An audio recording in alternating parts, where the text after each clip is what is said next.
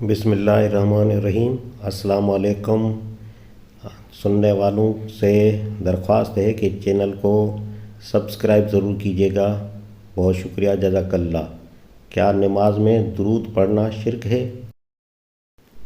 सवाल: नमाज में सूरतुल फातिहा, सूरतुल अखलास या कोई और सूरत जो हम पढ़ते हैं उनमें सिर्फ़ अल्लाह ही की हम्द व सना और अज़मत व बुज़ुर्गी का बयान है। इसी तरह रुकू व सुजूद में उसी की तस्बीह बयान होती है। लेकिन जैसे ही हम तशहुद के लिए बैठते हैं तो हुज़ूर कायनात सल्लल्लाहु अलैहि वसल्लम का ज़िक्र शुरू हो जाता है, जैसे कि तशहुद और दोनों दुरूद शरीफ वगैरह। क्या इसी तरह हुज़ूर सल्लल्लाहु अलैहि वसल्लम अल्लाह की इबादत में शरीक नहीं हो जाते? जवाब: तशहुद की पूरी इबारत पर आप गौर करें।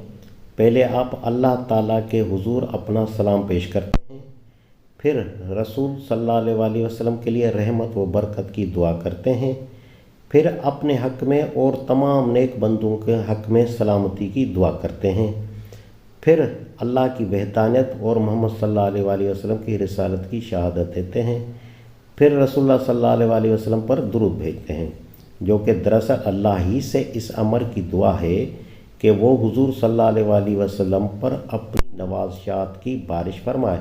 फिर अल्लाह से अपने हक़ में और अपने वालिदैन के हक़ में बख्शिश की दुआ करते हैं।